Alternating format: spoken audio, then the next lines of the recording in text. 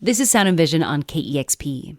Sudan Tapes Archive is a DIY project started by Haneen Sidhamed, where she digitizes and makes Sudanese music cassette tapes available to stream online.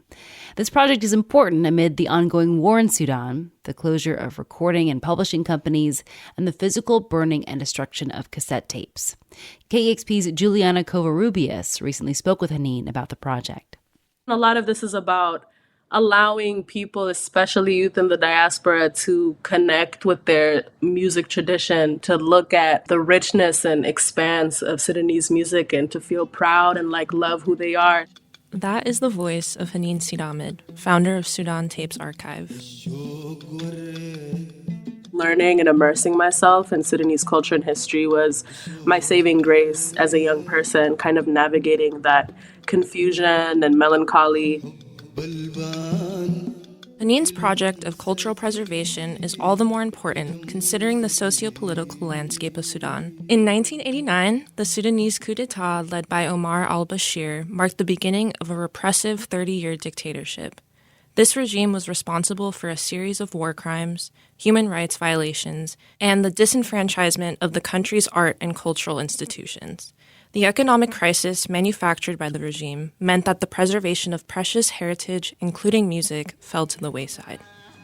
So, decades of disinvestment in the arts and the systemic depletion of cultural institutions by the Bashir regime in Sudan have made Sudanese cultural production pretty inaccessible to those outside of Sudan. So you have this diasporic community who is struggling to access their own heritage. And I think with regards to music, the U.S. sanctions imposed on Sudan in the late 90s have made it difficult for Sudanese music to make the transition onto popular streaming platforms. So, like Spotify, Apple Music.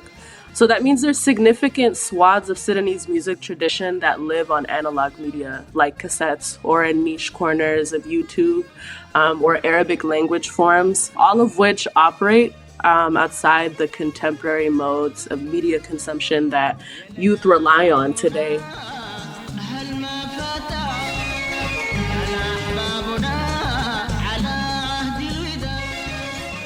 The Bashir regime was overthrown in 2019. Now, Sudan is undergoing a war, and heritage and cultural sites are still actively being destroyed. So in a way, the Sudan Tapes Archive is a means of preserving Sudanese music, but it's also popularizing and democratizing access so that, the youth of today can find salvation, joy, and pride in Sudanese music and culture, much like I did in my teens.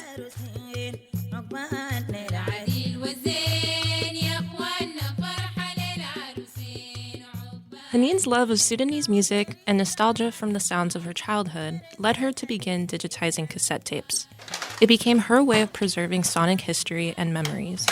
A few years prior, I had learned to digitize tapes using just this cheap USB Amazon converter because I wanted to listen to one of my favorite albums, and it's called Musdar Abu Surra by Ekded Jalad. I wanted to be able to listen to it on my phone.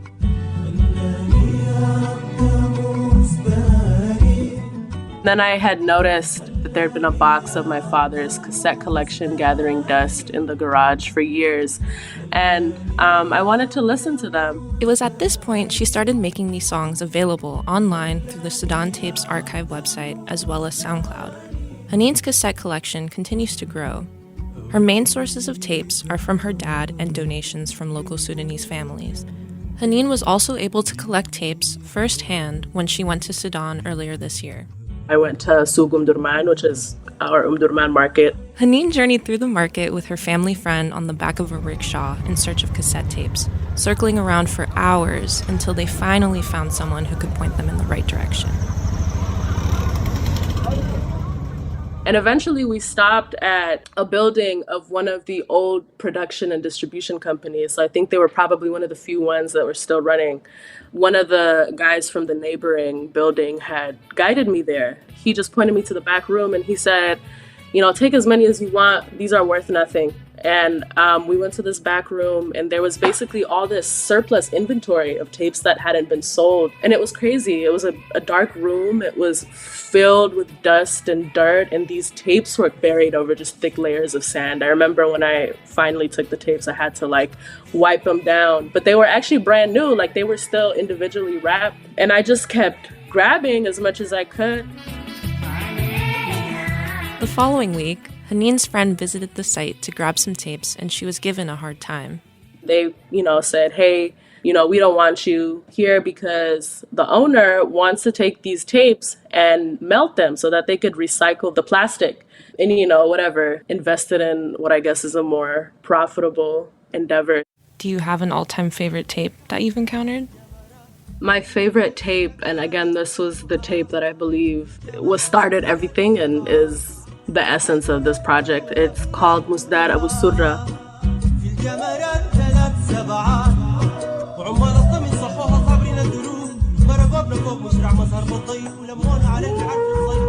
The songs are sung by Iqd Jalad, which are a group that kind of came onto the scene in the late 80s and 90s.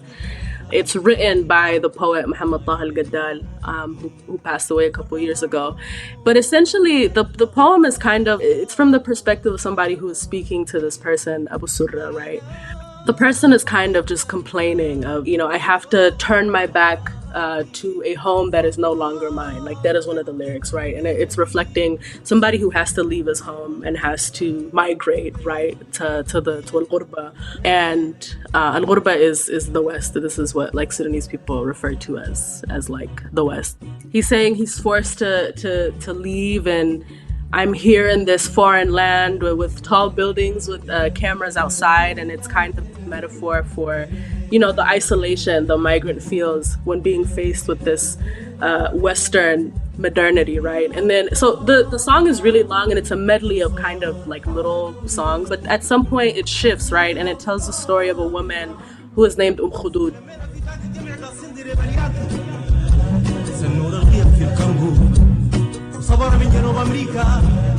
Khudud has ingested the poison of the Yankee, right? And the poison is kind of a symbol for the perils of U.S. imperialism. So the village people take Khudud to a nearby river to wash the poison away, right? Before she dies. And at some point, Al-Gaddal says, and then came with us a Cambodian tiger and an alligator from the Amazon and a Mexican eagle. And we all gathered looking for the Yankee. So he uses these animals in a way to reference the plight of other nations in the global south and in the third world who are also looking for the Yankee or looking to avenge their people because of the way imperialism, right, has robbed them of their livelihoods.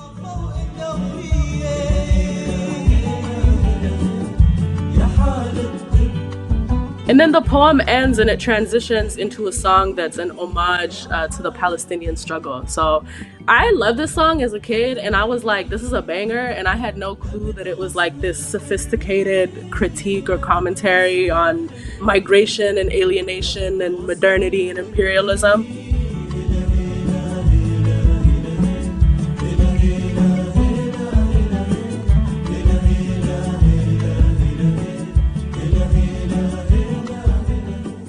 How, if at all, has this archival work transformed your understanding of Sudanese culture?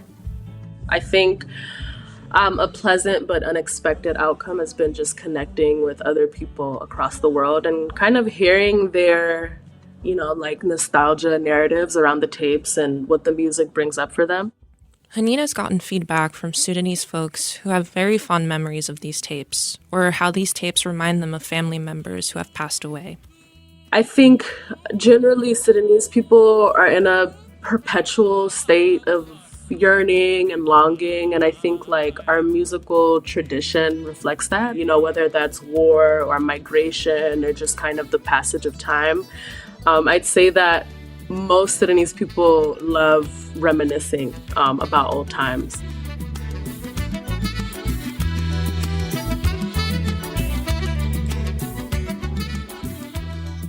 Despite a lack of infrastructure, Sudanese people have found a way to ensure the preservation of their culture. These efforts have made it accessible to people all over the world. Sudanese people are very DIY. We are DIYers. Like, I think it's wired into the essence of who we are. And of course, now with the war, which is, leading to the physical destruction of heritage sites. So Sugum Durman, where I got my last batch of tapes, is actually gone. It was burned down. It was destroyed. So there's a lot of loss. And I think there's been like this artistic renaissance that's happened after the 2019 revolution. More people are focusing on heritage preservation, on cultural preservation. What are your hopes for the future of this project? How do you see it evolving? I hope that this project can reach as many people as possible. And I think especially now, the loss and the grief that Sudanese people are feeling as they're seeing their homes be destroyed. They're seeing the Sudan they know and love be taken away from them before their eyes. As many people are being displaced, crossing borders, fleeing war, leaving to distant lands. There's a fundamental sense of loss that I think is rampant right now for Sudanese people everywhere. I would hope that this project in a way heals or is a source where people can look and be like, we're still here. We still have this beautiful legacy. We still have this beautiful history. We still have this music. Even if this war is taken away from us, that we fundamentally have each other and that we know who we are. To learn more about Haneen's archival work and listen to these tapes in full, make sure to check out the Sudan Tapes Archive website and SoundCloud. Haneen plans to release more music there in the near future. For Sound and Vision, I'm Julianna Covarrubias.